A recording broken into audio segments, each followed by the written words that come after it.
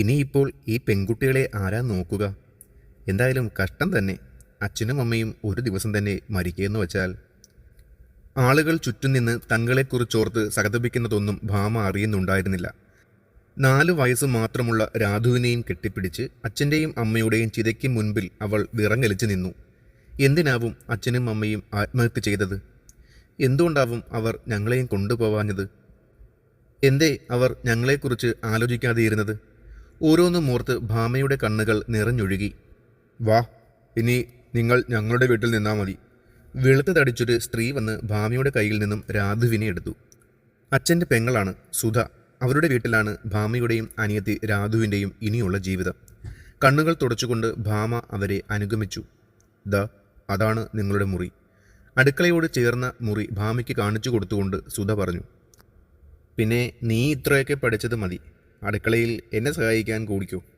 നിന്നെയൊക്കെ പഠിപ്പിച്ച് ജോലി വാങ്ങി തരാനും മാത്രം നിന്റെ തള്ളയും തന്തയും എന്നെ ഒന്നും ഏൽപ്പിച്ചു തന്നിട്ടല്ല പോയത്, കേട്ടോ? സുധ ഭാമയോട് പറഞ്ഞു.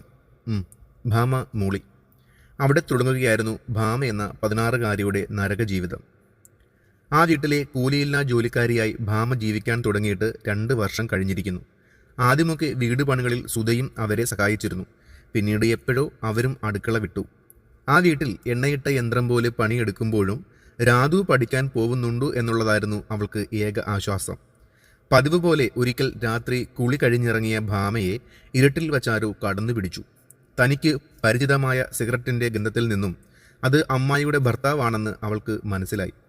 അന്ന് രാത്രി രാധുവിനോട് ചേർന്ന് കിടക്കുമ്പോൾ അവൾക്ക് അറിയാതെ കരച്ചിൽ വന്നു. മോളെ രാധു, നമുക്ക് നമ്മുടെ വീട്ടിലേക്ക് പോയാലോ? ഇവിടെ നിന്നാൽ എൻ്റെ രാധു മോളുടെയും ജീവിതം നശിക്കും. ആ 6 വയസ്സുകാരി ഒന്നും മനസ്സിലാവാതെ ഭാമയെ നോക്കി. ഭാമേച്ചി എന്തിനാ കരയണേ? അവൾ തൻ്റെ കുഞ്ഞു കൈകളാൽ ഭാമയുടെ കണ്ണ് തുടച്ചു. ഒന്നുമില്ല, എൻ്റെ മോൾ ഉറങ്ങിക്കോ. പിറ്റേന്ന് അതിരാവിലെ തന്നെ അടുക്കളപ്പണിയെല്ലാം തീർത്ത് കഴിഞ്ഞ് മറ്റുള്ളവർ എണീക്കും മുൻപേ അവൾ രാധുവുമായി ആ വീടിൻ്റെ പടി ഇറങ്ങി. കണ്ണാടിക്ക് മുന്നിൽ നിന്നും മുടി ചീകുമ്പോൾ ഭാമ കണ്ണാടിയിൽ കണ്ട തൻ്റെ പ്രതിബിംബത്തിൽ വിരലോടിച്ചു. കൺതടങ്ങളിൽ കറുപ്പ് പടർന്നിരിക്കുന്നു. മുടിയിൽ ചെറുതായി നര വീണിട്ടുണ്ട്. ഉറക്കമില്ലാതെയുള്ള ജോലിയല്ലേ? എല്ലാം എൻ്റെ രാധുവിന് വേണ്ടിയാണ്. അന്ന് ആ വീട് വിട്ട് പോരുമ്പോൾ കയ്യിൽ ഒന്നും ഉണ്ടായിരുന്നില്ല.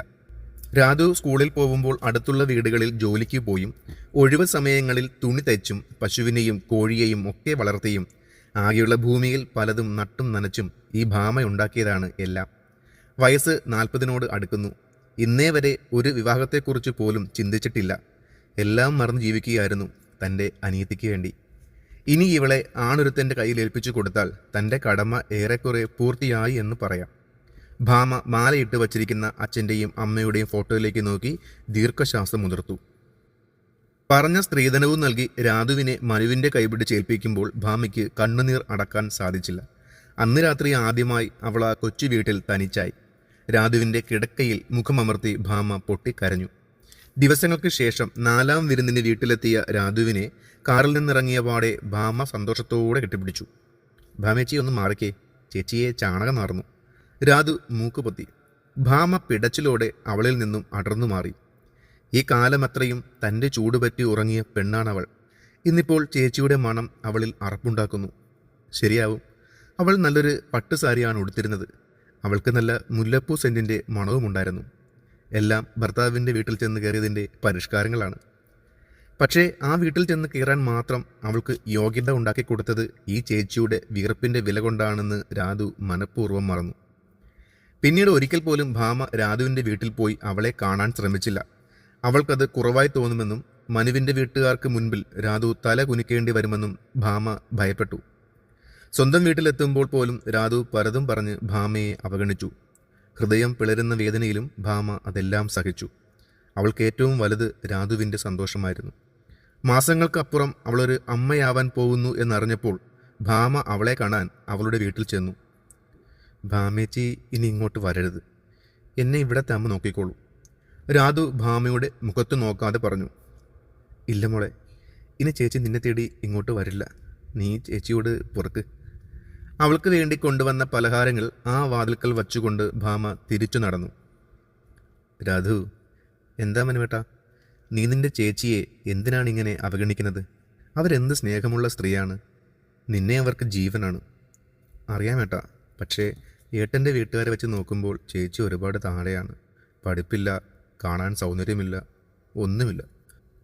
നിനക്ക് എങ്ങനെ ഇങ്ങനെ സംസാരിക്കാൻ കഴിയുന്നു രാധു? ആ പാവത്തിൻ്റെ കഷ്ടപ്പാടിൻ്റെ ഫലമാണ് നിൻ്റെ എല്ലാ വിദ്യാഭ്യാസ യോഗ്യതകളും ഈ ജീവിതവും.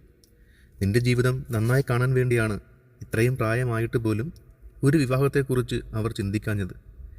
എൻ്റെ അച്ഛൻ പറഞ്ഞ സ്ത്രീധനം 1 രൂപ പോലും കുറയാതെ നൽകി നിന്നെ എൻ്റെ കയ്യിൽ ഏൽപ്പിച്ചതും ആ പാവത്തിൻ്റെ കഷ്ടപ്പാടിൻ്റെ ഫലം കൊണ്ടാണ്. ഇന്നിപ്പോൾ നിൻ്റെ ജീവിതം നല്ല രീതിയിലായപ്പോൾ നീ ആ പാവത്തിനെ അവഗണിക്കുന്നത് എന്ത് മനുഷ്യത്വരഹിതമായ കാര്യമാണെന്ന് നിനക്കറിയാമോ? മനു അവളോട് ദേഷ്യത്തോടെ ചോദിച്ചു. ഇവിടെ ആരെയും കാണുന്നില്ല മനുവേട്ടാ. ചേച്ചി ഇവിടെ ഇല്ലെന്ന് തോന്നുന്നു. ഭാമയെ തിരക്കി അവളുടെ വീട്ടിലെത്തിയതാണ് മനുവും രാധുവും. വാതിൽ പൂട്ടിയിരിക്കുകയാണല്ലോ രാധു, വിളിച്ചിട്ട് കിട്ടുന്നുമില്ല. നീ വാ, നമുക്ക് പിന്നെ ഒരു ദിവസം വരാം. ഭാമേച്ചി. പുറംതിരിഞ്ഞിരുന്ന് തയ്യൽ മെഷീനിൽ തിരക്കിട്ട് കുഞ്ഞുടുപ്പുകൾ തുന്നുകയായിരുന്ന ഭാമ വിളി കേട്ട് തിരിഞ്ഞു നോക്കി. നഗരത്തിലെ പേരുകേട്ട ശരണാലയത്തിലെ ആ ഇരുണ്ട മുറിയിൽ വിങ്ങുന്ന മനസ്സുമായി ഭാമയെ കാണാനെത്തിയതാണ് രാധവും മനുവും. ഭാമ പതിയെ എഴുന്നേറ്റ് അവരുടെ അടുത്തേക്ക് നടന്നു. രാധു ഒരു പൊട്ടിക്കരച്ചിലോടെ ഭാമയെ കെട്ടിപ്പിടിച്ചു. വേണ്ട മോളെ, ചേച്ചിയെ ചിലപ്പോൾ നാറും. മോൾ മാറി നിൽക്ക്. ഭാമ വേദനയോടെ ചിരിച്ചു.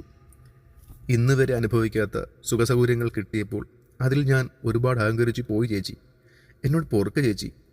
രാധു ഭാമയുടെ കാലിൽ ചുറ്റിപ്പിടിച്ച് കുട്ടികളെപ്പോലെ വിതുമ്പി. ഭാമ രാധുവിനെ പിടിച്ചെഴുന്നേൽപ്പിച്ചു.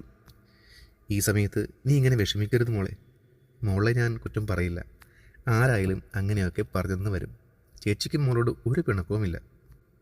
വാ ഭാമേച്ചി, നമുക്ക് വീട്ടിലേക്ക് പോവാം, മനു അവളോട് പറഞ്ഞു. ഇല്ല മോനെ, ഇനി ഇതാണ് എൻ്റെ വീട്. ഈ മുറിക്കപ്പുറം അച്ഛനാരെന്നോ അമ്മയാരെന്നോ അറിയാത്ത ഒരുപാട് കുരുന്നു മക്കളുണ്ട്.